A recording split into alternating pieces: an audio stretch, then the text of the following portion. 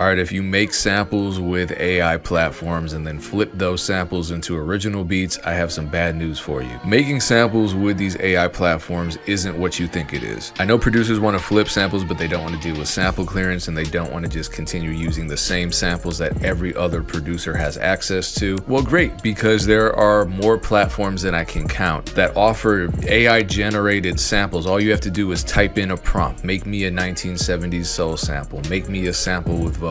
Make me a guitar sample. And they tell you that these samples are 100% legal. They tell you that they're unique to every single user who generates them. They tell you a lot. They tell you this is the way to avoid sample clearance. But there are two major problems. We really need to talk about these. The first problem is Congress. This just happened this month. As of the 4th, Congress has finally made this whole AI copyright conversation much clearer than they ever have. It's not 100% clear.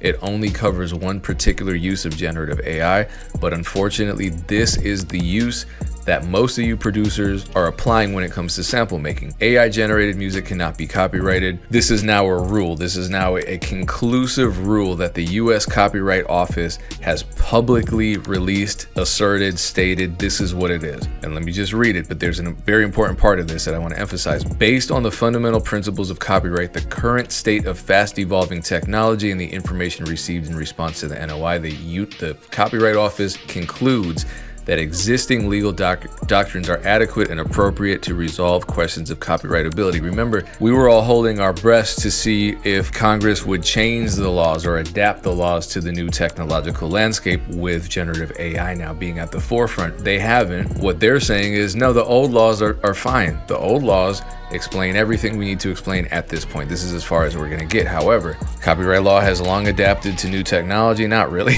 and can enable case-by-case determinations as to whether AI-generated outputs reflect sufficient human context. See, this is the part I don't like. So basically what they're saying is we'll just handle it on a case-by-case basis, which means if you are using AI and you get in legal trouble, who knows what's going to happen, right? Nothing's all that clear. The one thing that is clear, though, it says, as described above, in many circumstances, these outputs will be copyrightable in whole or in part. This is the gray area where AI is used as a tool and where a human has been able to determine the expressive elements they contain. That's kind of hard to do with a lot of these generative AI platforms. This is the important part. Prompts alone, however, at this stage are unlikely to satisfy those requirements. The office continues to monitor technological and legal developments, blah, blah, blah. I don't know why they're using a photo of Timbaland's artist. Timbaland doesn't even need to come up in this conversation, because as far as I know, I've never even seen Timbaland just type in a prompt and then call it a day, honestly. So like, let's take a break from vilifying Timbaland today. Now, honestly, I don't think that AI lovers really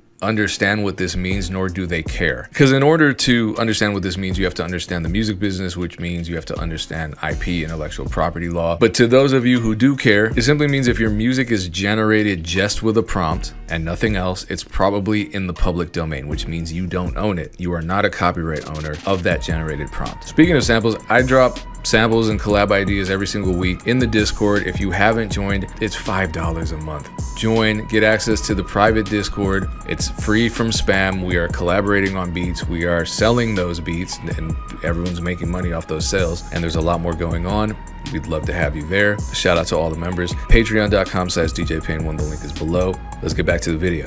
That means if you're a rapper and you type, make me a beat at 70 beats per minute, trap, hard, dark, you really don't own that beat. It's public domain. That beat's for everybody. Or if you're a producer and you want to be lazy and you want to make a sample pack, you jump onto one of these generative AI platforms and type in, make me a 70s soul sample with horns. You have just simply used a prompt to generate that output. You didn't actually do anything. You didn't enter any sort of note data, any lyrics, nothing like that. So you don't own the output, in all likelihood, based on what the US Congress is saying. And one day this is going to become a problem for the courts, because the courts are going to have to handle this. Things are going to get really messy. As you saw in that conclusion from Congress, they're dealing with it on a case-to-case basis, which in my mind is just so stupid. You're going to have an influx of all of the, because eventually shit's gonna hit the fan, and once one AI related lawsuit makes it to Congress, then many more are going to follow, and there will be precedents set, and Congress is going to be backed up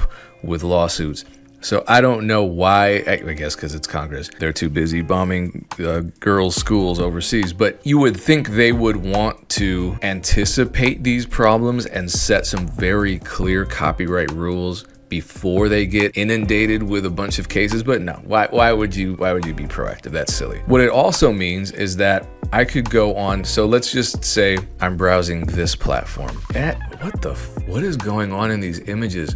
Look at this image right now. This is what having a stroke feels like. Actually, as a matter of fact, what is going on in any of these? So these are the latest community creations, and this is a sample generation platform. And you can even see the prompts. 1990s soul sample, warm strings, female vocals, R&B. This is prompt generated. So according to Congress, this is public domain. Whoever generated this prompt can't own it legally. Whoever owns the website, the platform itself, can't own it legally. That means I can just grab it.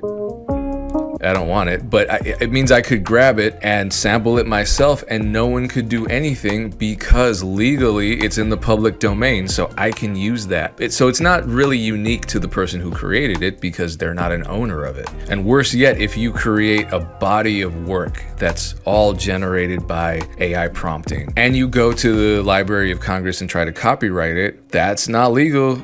That's messy. Whether it's an album, whether it's a sample pack, whatever, don't do it. But here's an even bigger problem. So we go to these sample websites, these music generators, AI powered music generators. And I've brought this up before, but this is still like, people don't talk about this. I don't know why. The platforms say, all right, you have to pay a certain amount to get access to your files, or you have to pay a certain amount to get rights to commercially use these files. So here with Suno, for example, you have, let me move myself out of the way. You have all these different membership tiers, right? You can get a free plan, but there's no commercial use. But if you pay, suddenly you have commercial use. But wait a minute, what did Congress say? Congress said, if you generate music by simply typing a prompt into a generative AI platform, nobody owns that copyright. It is not copyrightable. So how can any platform grant you rights or not grant you rights because they don't have the rights to the music themselves? Nobody does. It's in the public domain. You trust these companies, and these companies, I'm not saying the companies are lying, I'm saying use your brain. Look at what I just showed you and then consider the statement made by Congress, the conclusion that Congress has printed and released to the world. No platform, no company can set the rules of copyright. Only Congress can make that call. And if the AI platforms can't legally own their prompted outputs, how can they set the rules? Again, if I use one of these sites to make a sample, I can still use that sample. Even if it's in public domain, you can sample public domain works all the time. But then so can anybody because no one owns the copyrights. And if you decide that you want to take legal action against someone who's stolen your prompted output, say you make a song or whatever and you incorporate AI, you might not win because there's that gray area that what I just showed you, Congress' conclusion on generative AI, has not yet accounted for. It's a case-by-case basis, so that would make me really nervous. So if you're making a bunch of beats with AI, probably your biggest concern is, will I be allowed to release this music? That's where things get tricky. Well, trickier, because it's already a mess. So far, some platforms have banned AI music outright. Bandcamp is one. Bandcamp is big. Rock has done the same thing. iHeartRadio, which is the biggest broadcasting company in the United States, pledged back in 2023 never to play AI generated music. Spotify has not issued a total ban. Deezer's been cautious, but Spotify has removed a lot of music and kept royalties from artists that have used AI. It's messy. Again, that gray area means that they can kind of just do whatever they want, even if it's inconsistent treatment. Well, how the hell does anyone know that you're making music with AI? How do they detect that? Well, there are a lot of emerging technologies. Jesus Lord, this is ironic. There are technologies that are developing and they're getting better by the day. I'm not even kidding. Check the podcast episode that's about to drop. We interviewed, just watch it. It's going to be interesting. Sony, for example, has an AI music detection tool. They're calling it a copyright management tool. And look, they're comparing it to Napster. So I say this again and again. This whole generative AI situation is much more significant than the Napster era because it's affecting every every aspect of the music industry. And it's going beyond just the music industry. It's going into just intellectual property law, period. Napster, at very least, was very clearly violating copyright laws. Copyright infringement was clearly happening with Napster. With generative AI, it's gray area, it's a mix, it's this, that, there's way more. It's not person to person. We're talking about billions, if not trillions of dollars invested into this technology. So it's a big deal. And I think if you're in the music business, the music business is entirely based on intellectual property ownership. So if you're not following this AI stuff, which ultimately will affect the future of intellectual property, what are you doing? So why is Sony developing this technology? Sony is one of the biggest major labels, or one of the 3 only major labels on the planet. I personally think it's to detect derivative work. Obviously, it's to detect derivative work that they can lay claims to and get paid for. So in other words, if somebody is generating music via Suno, and we know that Suno has taken as much music as possible from the open internet and then likely illegally trained on it, much of that music came from Sony's catalog. Now, record labels are in the business of owning catalogs, owning the sound recording copyrights of catalogs. So if you're making songs or samples that derive from artists that are signed to Sony, Sony wants to be able to detect that and catch it and then come after you for ownership of that, or to just get your whole catalog removed from the internet. Likely they just want to start, getting money off of you, the same way you get a copyright claim on YouTube and suddenly some other company is monetizing your video. Think about if Sony started doing that across all platforms, across the streaming platforms, across YouTube, across Facebook, and all the meta platforms. The labels want money. And if they perfect these systems, which they're going to do,